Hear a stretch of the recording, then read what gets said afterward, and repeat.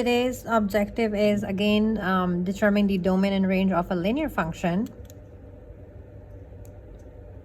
and then determine reasonable domain and range for real world situation, that means word problems, and then be able to write the domain and range using the inequalities.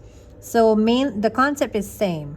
We are writing domain and range, and we are actually just focusing today on the continuous function, not discrete, just the continuous, and the main goal is to be able to write for the word problem.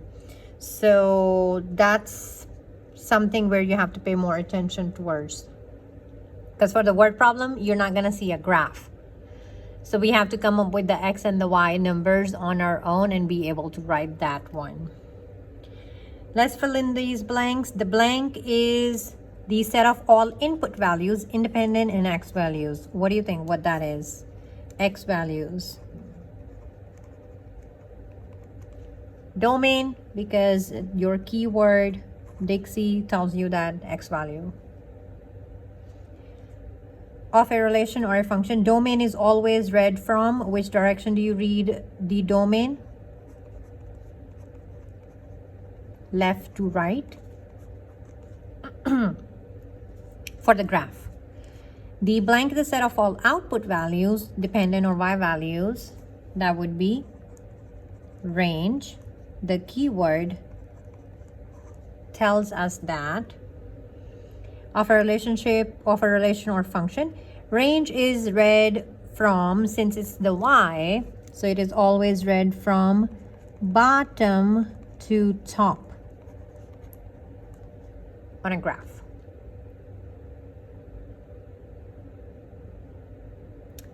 A function or relation has continuous,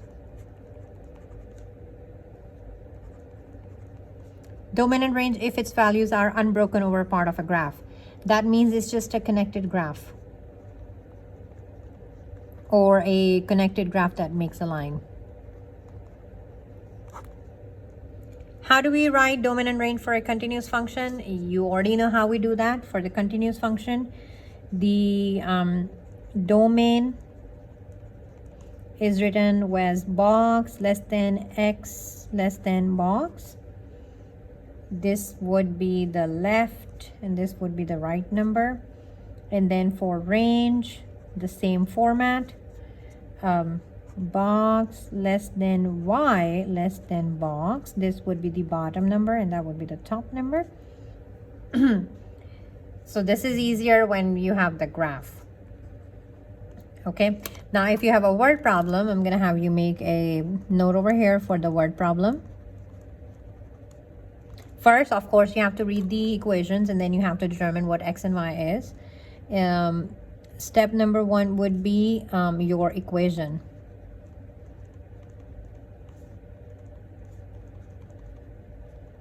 So we have to first write our linear equation in y equal mx plus b format. And then step number 2 would be identify x and y. Number 3, you have to create a table so that we can get to know the values of x and y.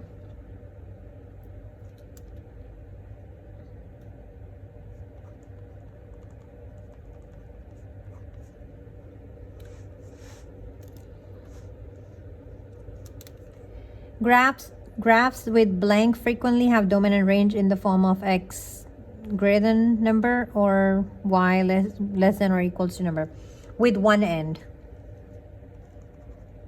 That means it only has one end or one endpoint.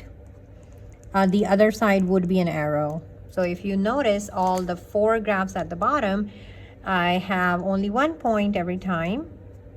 And the other side is the arrow. That means it's either starting from infinity or it is ending at infinity. The format is going to stay the same. So we are writing the domain and range. Everything is going to stay the same. So everything is going to be the same. Domain is the, again, Dixie Roy. So put the keyword down. Range, roid, make those boxes. We will have to change those boxes according to our situation because I'm going to have only one number. The other number is infinity. So let's see which one would that be.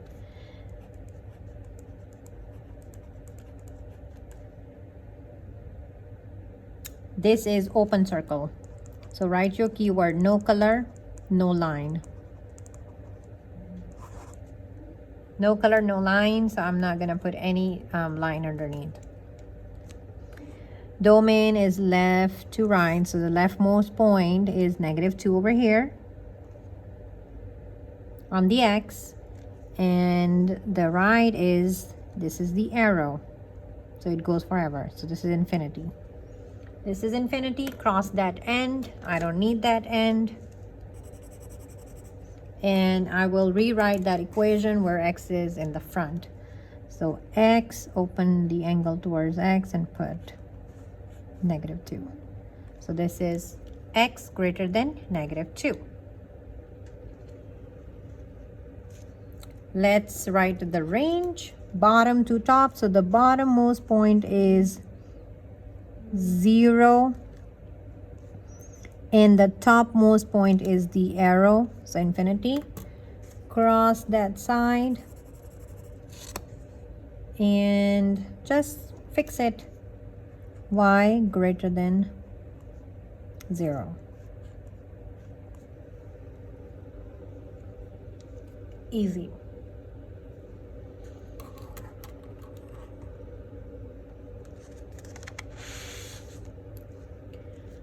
Next one, we're gonna do the same thing. Write your keywords, make your boxes. Dixie, Royd.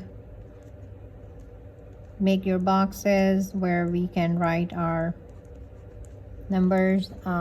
It's a closed circle, so no color, no line, but this is closed circle, so I'm gonna put the line.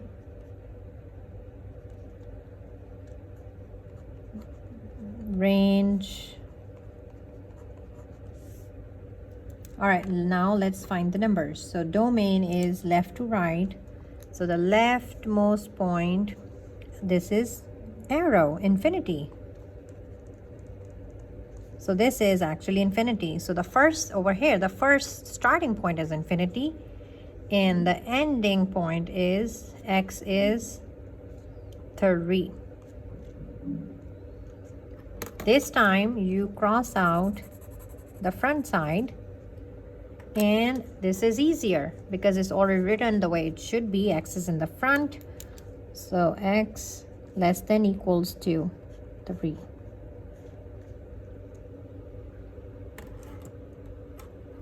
We are going to write the range the same way. So first it bottom to top.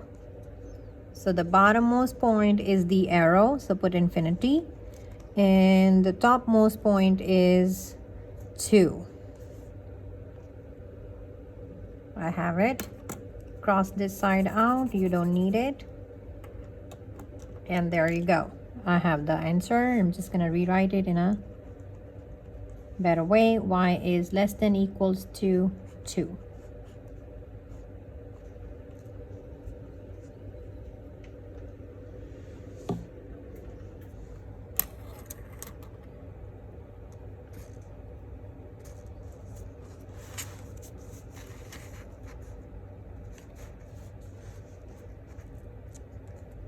Next one is easy as well, I believe. Write the domain and the range.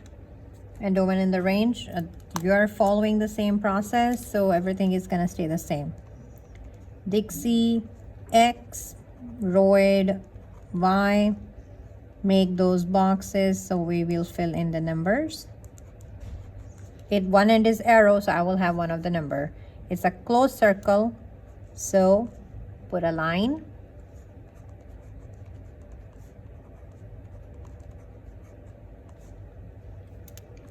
Domain is left to right. The leftmost point is -2 and the right side is arrow. Cross it out. I don't need that. And now mirror image this thing. It should be X, open towards X, -2. So X is greater than equals to -2. This is your domain. Same way we are going to do the range. So range is bottom to top. So the bottommost point is arrow and the topmost point is 0. You don't need the infinity sign, cross it out. And this one is written correctly. Y less than equals to 0.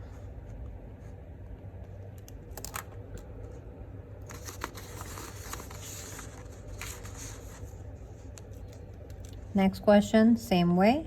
Dixie, I need domain is X, range is droid Y.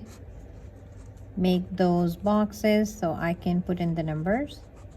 This is open circle. Write your keyword, no color, no line. So I'm not gonna put the line. Put those boxes for the range. All right, now let's get the numbers. Domain is left to right, so the leftmost point is arrow, so infinity, and the rightmost point is 3.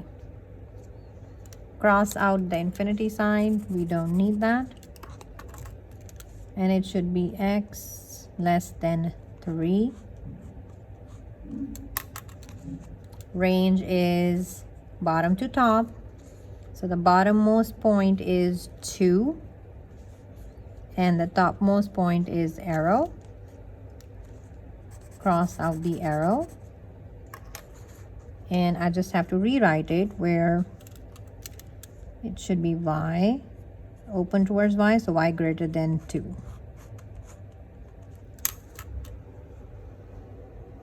So this is practically all. We spent a lot of time doing this yesterday, so you should be comfortable doing these fours. Go ahead and do these, for example, on your own at this point. So stop the video over here and do these 4 questions.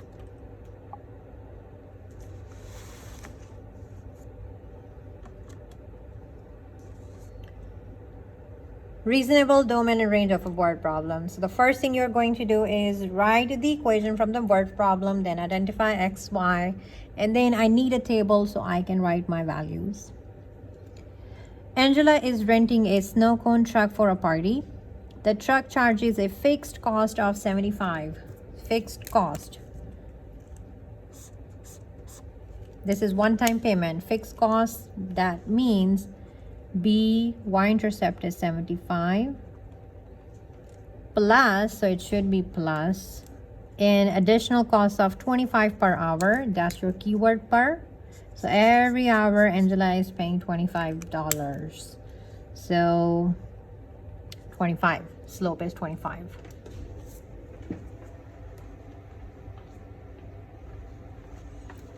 Write a function rule which is same as y equal mx plus b, but instead of y you write f of x because we will have different number of hours over here. F of x is 25x plus 75.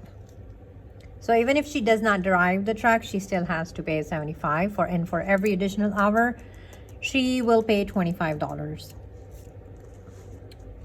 X and Y, the X over here will be the number of hours. The truck can be rented for the maximum 4 hours per day.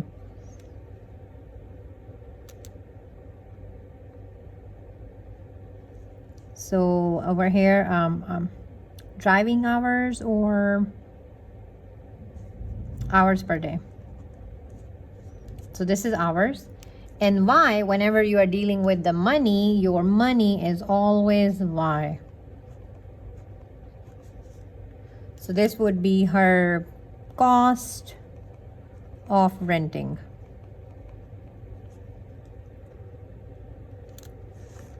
Is this a discrete or a continuous function? Whenever you have to decide whether it's a discrete or continuous function, think about the hours or the X values.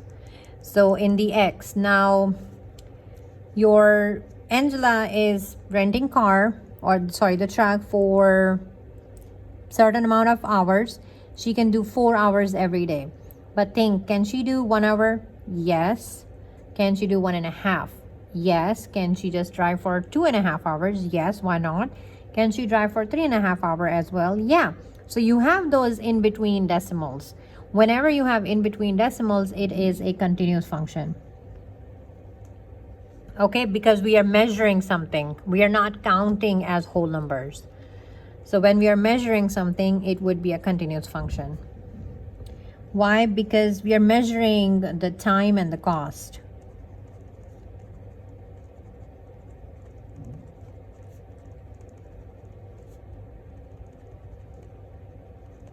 So that's one reason. And second, also, she can drive for half values of x as well. So that's the reason why it is a continuous function. I will have the middle values. Now I have to determine the domain and the range. You are going to make a table. You can do the math by yourself, or you can actually use a calculator for the calculations. Okay, x over here is the hours, and y over here is the cost. So there was another keyword, maximum of 4 hours. So your maximum is 4. That means she can drive 3 hours. We always do the calculation with whole numbers. She can do 4 hours. She can do 3 hours. She also can do 2 hours. She can do 1 hour. Or she can do 0 hours if she does not drive. So this is your minimum and this is your maximum. If she does not drive the car, the truck, she still has to pay that $75 renting fees. If she drive for 1 hour, that's another $25. So you do plus 25, that gives you a 100. If she drives for another hour, that gives you another $25. So that's 125. If she drives another, that's another 25. If she drives another, that's another 25. So that's 150 and then 175. When we are writing in the continuous function, you already know that we write in the boxes as inequality. So this is what we're gonna do. Make those boxes and fill in the numbers. So for the domain is Dixie. X values, so the minimum is 0 and the maximum highest is 4. And it could be equal as well. So maximum 4 hours. So she can actually drive maximum 4 hours and stop. So it will have an equal. And this will also have an equal because it's possible she doesn't drive. So equal sign will be there. Now we do the same thing for the range. You write your keyword Y. So need the Y value. So minimum is $75 if she doesn't drive the truck. That's possible. And then if the highest amount she would be paying would be $175. And that would be equal as well, because if she drives exactly 4 hours, she pays exactly $175. So that's how you get the minimum and the maximum. You have one example over here. Follow the process from this side and solve the question and make a note. Y is always money. So if you're dealing with money, you already know what is the Y. It's the money. X would be the other situation.